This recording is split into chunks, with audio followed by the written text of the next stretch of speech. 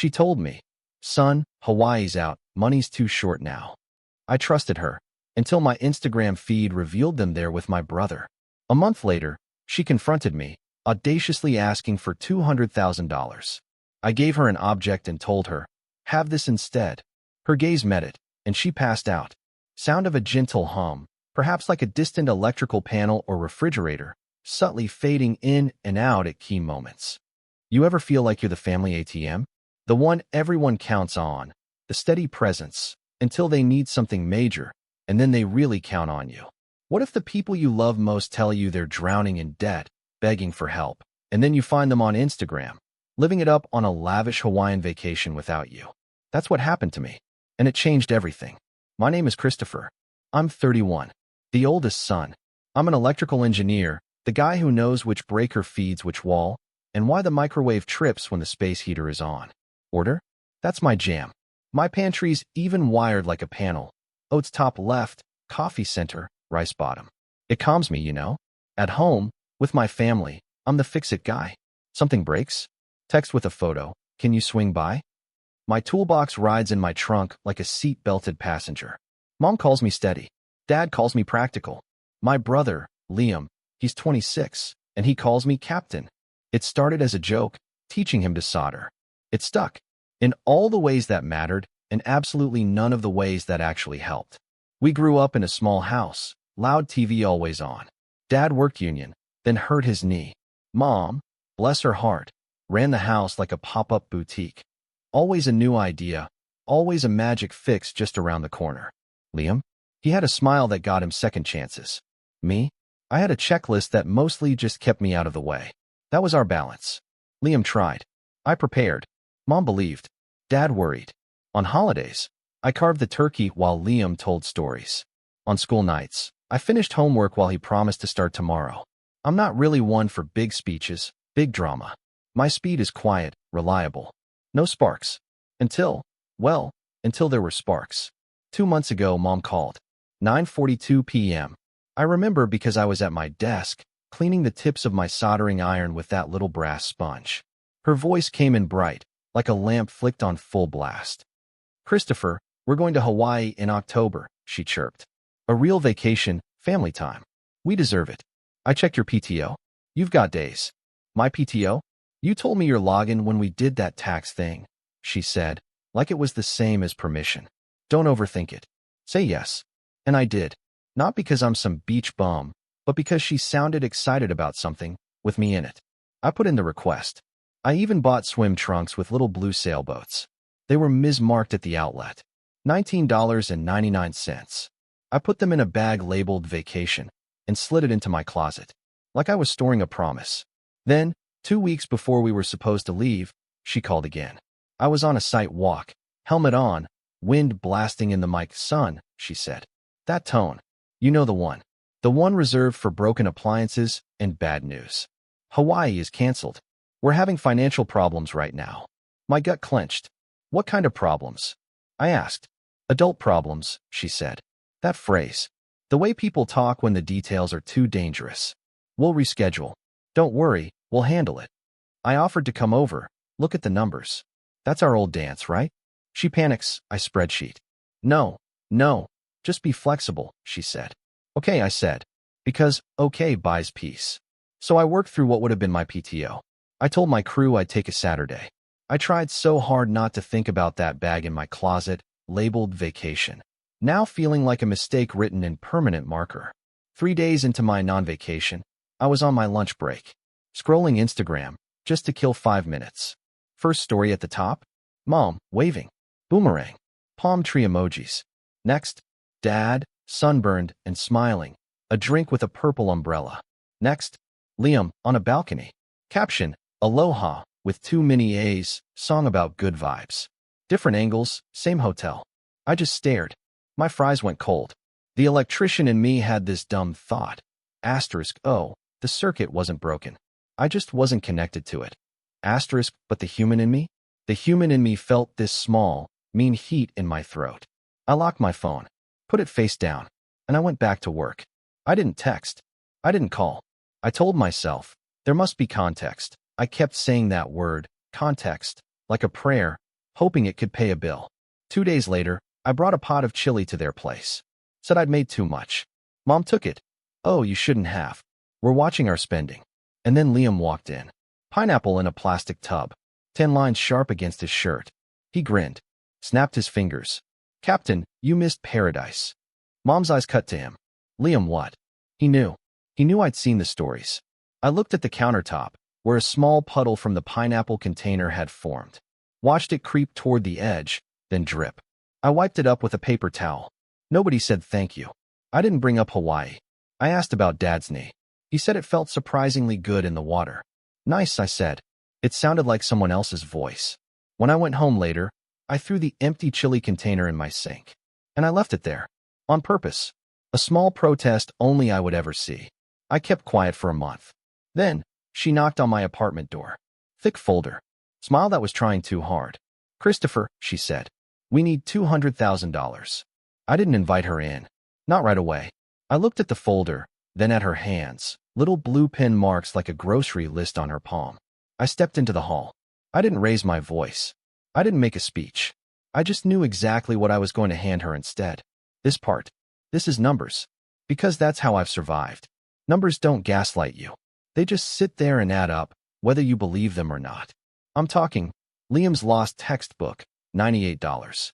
Dad's truck battery, $172. Mom's crown wasn't covered, for $130 on my card. Well, Venmo, she said. They didn't. Liam's phone overages, $280. He needs it for job hunting, Mom said. He was between opportunities, in a way that looked a lot like sleeping till noon.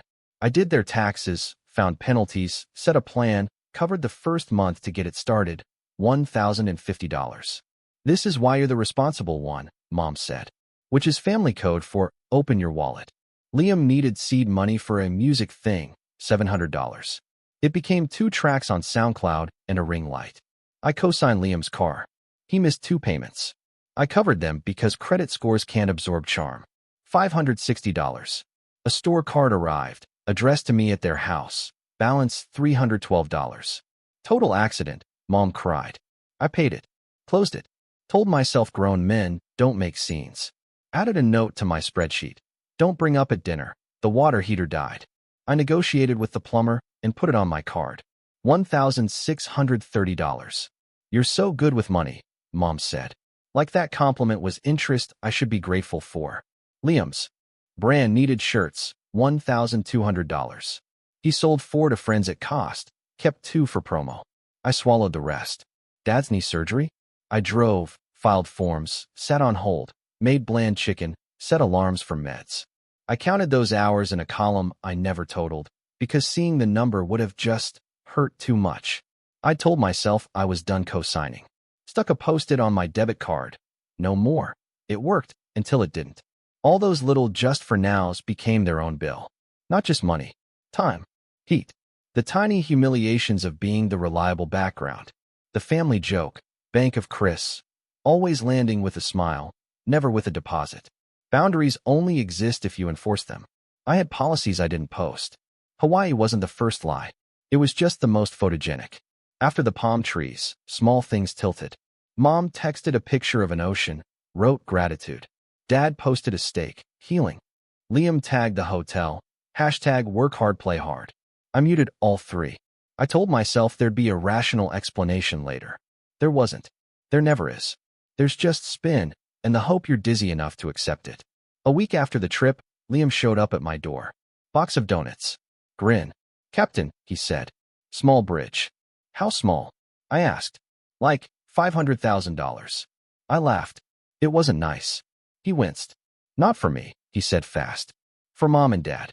Interest fees, you know, like the kind of problems that cancel vacations. I asked. He stared down the hallway. Mom said not to mention that. I own a phone, I said. I pushed the button that opens the world.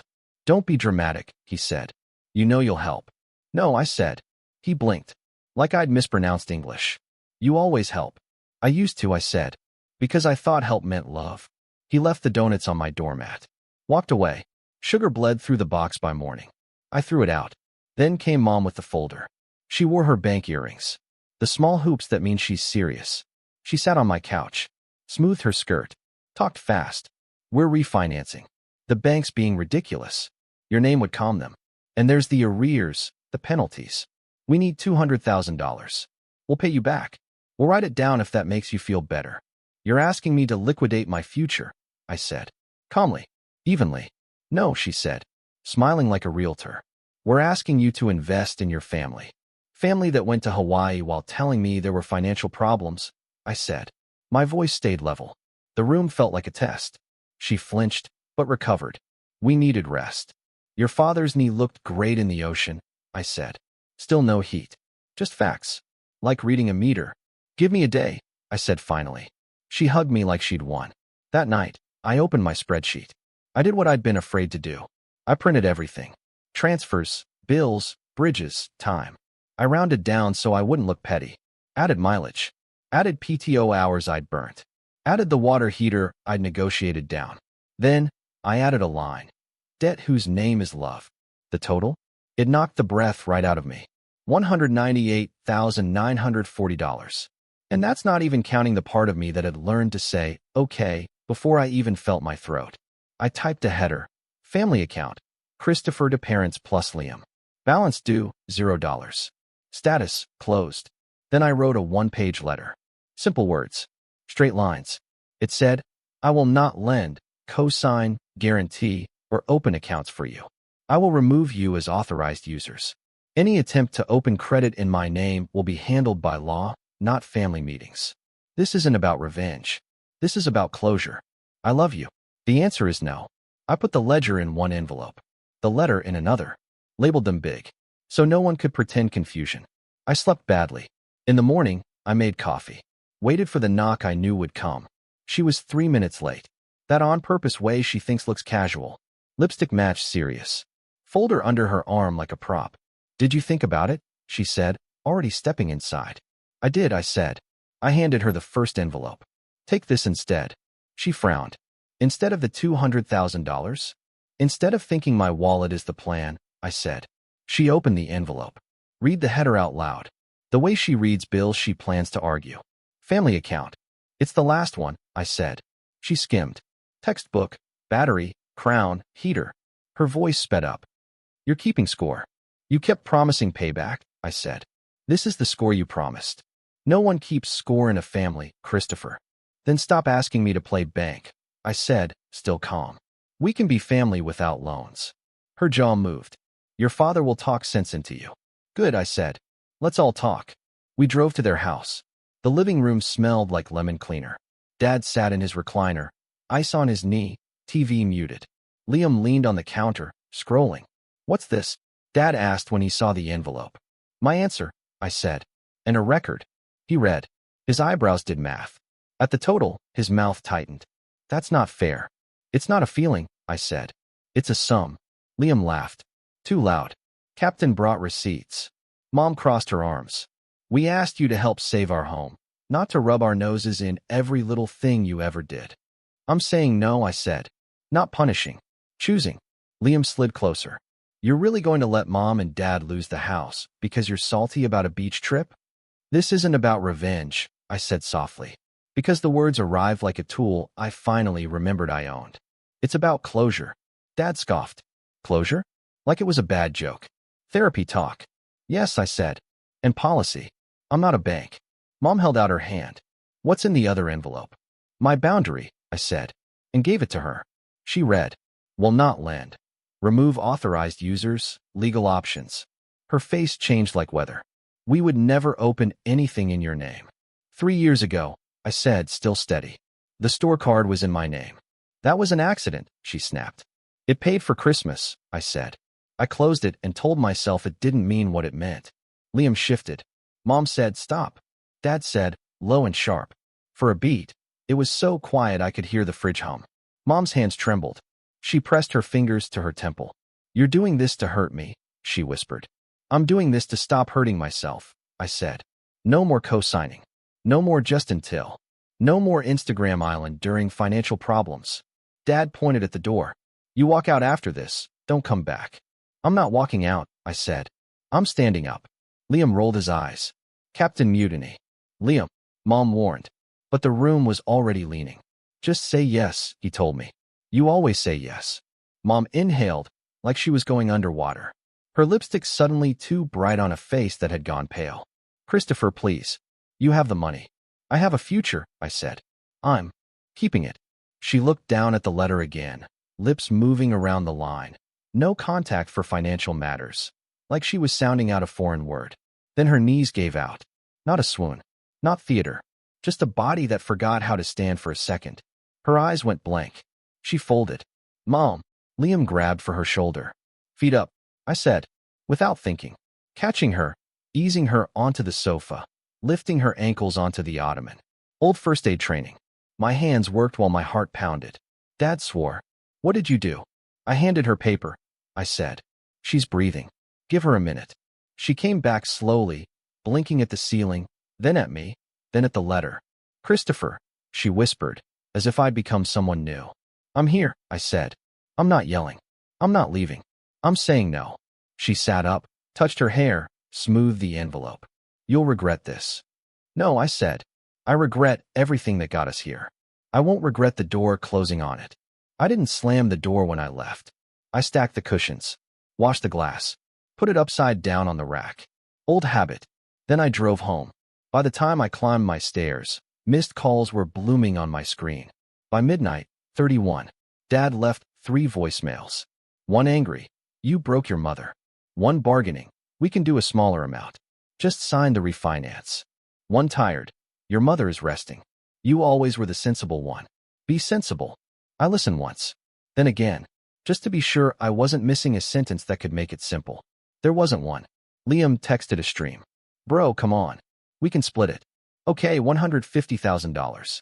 Okay, just co-sign. You're embarrassing yourself. Captain turned corporate. I put my phone face down. Watched the salon below close. Gate down. Neon off. The building making that night-settling sound. Day 2. My aunt called. Your mother fainted, she said. Immediately. I was there, I said. She says you threatened legal action. I said I would protect my credit, I replied. That's not a threat. That's a rule. Christopher, she sighed, pulling the word like taffy. This family helps. I did, I said. For 14 years. She started to say, blood is thicker. And I ended the call. Clichés are alarms now. Day 3. Mom texted a paragraph. I didn't lie. It began. Hawaii was for your father's health. You don't understand what it's like to be a mother. Liam is under pressure. You are good with money. We need you. Be the bigger person. I typed and erased 4 replies. I sent 12 words. I love you. I'm not available for financial support. She replied with a photo of me at 6, holding a plastic shovel. Under it, you used to be sweet. I stared at the screen until my chest hurt. Then I put the phone down and cried. That small, private sound you make when you stub a toe in the dark. I set a timer for 6 minutes. When it beeped, I washed my face. Practical things helped. I removed my parents as authorized users on my cards. Froze my credit with the bureaus. Set fraud alerts. Changed every password. Moved my email recovery off my mother's number because, years ago, she'd helped me set it up. I called HR. Could anyone besides me see my PTO? Your emergency contact has access to certain pages, the rep said. Do you want to update? I did. Put down my friend Logan instead. Then it got uglier. A new credit inquiry popped up. Bank I don't use. My stomach dropped like a bad elevator. I called. We have a mortgage application under your name, the rep said cheerfully. Co-applicant Liam.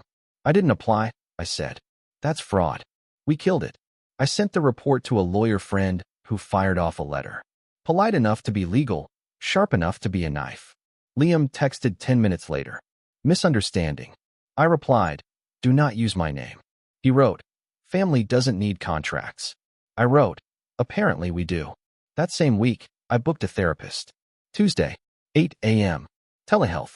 A woman with steady eyes. She didn't make faces at the Hawaii part. She asked, what happens inside you when your phone rings? I said, my jaw locks. My shoulders climb. My stomach crumples like foil. She said, can we practice letting that pass before you answer? We practiced sentences I hated at first. I'm not discussing money. I can't help with that. I'm ending the call now. I said them out loud to my laptop until they didn't taste like betrayal. Work shifted. I wasn't carrying the quiet fear of the next ask. Finished a design package early. labeled a panel with my neat block letters, and felt a silly wave of pride. Ate lunch outside without my phone in my hand. Sunday, Dad called at 2:07 p.m. "I don't want to fight," he said. Voice made of gravel. "Your mother says to say she's sorry about the store card." "I'm sorry too." He said it like he'd swallowed a nail. I believed the part where it hurt to say. "Thank you," I said. "We can't do $200,000, he said. "We get it. But we need help, not money. Just sit with us." One call to the mortgage people. "I can sit," I said. "I won't pay." "Okay," he said. Like the word cut. We sat. I brought a legal pad. Drew 3 columns. Needs, wants, not now. Put Hawaii under past, and drew a line through it, like closing a tab. We called a HUD counselor. Learned hard, boring words. Forbearance, repayment plan. Built a budget that didn't include Liam's marketing spend. Liam breezed in late. I found an investor. I wrote Jim Guy next to it and put it under not now. Mom cried once. Dad rubbed his knee, stared at the TV, sound low. I said no 4 times. It didn't kill anyone. When we finished, I stood. "Christopher," Mom said, voice small. "What about no?" I said. Gentle. "But I'll email the counselor's notes." She nodded. Disappointed. That shape of her mouth. I knew that look. It used to hook me. It didn't. On my way out, Liam followed me to the porch. "About the bank thing," he said. "Words too fast." "I'm sorry. I accept that you said words," I said. "Don't do it again." He frowned. "You've changed." "I grew up," I said. "You should try it." I went home. Took the vacation bag out of my closet. Pulled the sailboat trunks. Cut the tag. Packed a duffel. Booked 3 nights at a boring lake an hour away. Off-season rate. No palm trees. I didn't post a photo. I sat on a dock and watched light move on water. Slept 8 hours without dreaming I'd missed a payment. On the last morning, I wrote on the motel pad, *, this isn't revenge. This is a breaker reset, *, underlined it twice. Back home, I taped a copy of my letter inside my desk drawer. Not to wave around. To remind myself. On weekdays, the policy still stands. Boundaries are maintenance, not an event. Weeks passed. Mom tried a new script, niceness. I made soup. "Want some?" I said yes, with a rule, no money talk. Dad asked me to look at the porch light. I did. I wanted to. Took 10 minutes and a fresh GFCI. Liam texted links to hoodies I didn't buy. I sent him a radiation of neutral. "Looks good." He replied with a thumbs up, like we were networking. The call slowed. My body learned what quiet feels like. Not empty, just room temperature. I started running 3 mornings a week. Slow. 2 miles. Before the salon opened. Cooked on Sundays. Put leftovers in stacked containers with masking tape labels. Because I like knowing what's inside before I open things. I even let myself want small stuff again. A better coffee grinder. A plan I might keep alive. A weekend class on woodworking. Nothing big. Just life without a constant invoice attached. People want a twist. Did they sell the house? Not yet. Did Liam blow up? He sold 8 hoodies at a pop-up and posted a victory lap. Did your mom apologize? She said, I shouldn't have said some of what I said. That's as close as she gets. It's fine.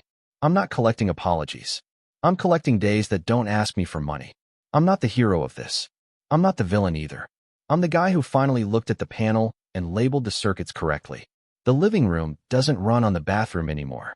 When somebody flips a switch, you know what goes on and off. That's all I wanted. Predictable light. Bills with my name on them and nobody else's. And a bag in the closet that says vacation. Because I labeled it. Not because anyone promised. 8 weeks since I handed my mother paper instead of money. My phone is quiet in a way that isn't empty. The ledger sits on a shelf. When I peek, it steadies me. Sunday calls at 7 o'clock. No money talk. If someone says loan, we hang up. We've done it twice. The third Sunday, nobody tried.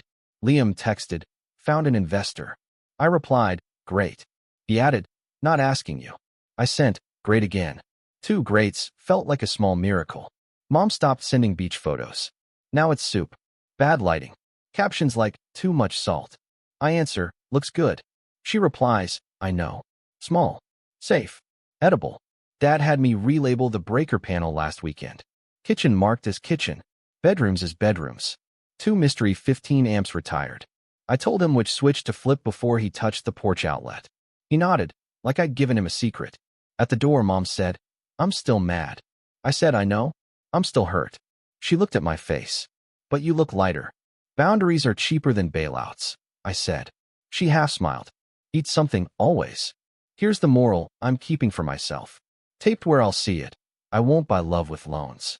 I won't rent my future so other people can feel comfortable today. I won't co-sign denial or pretend Instagram is private when the bill is public.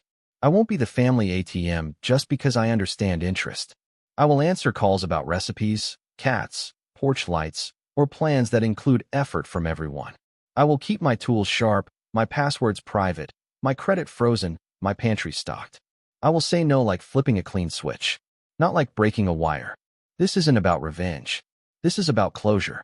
Closure for me is a labeled panel, a steady hum, lights that come on when you want them to, and a bill that finally reads, balance due.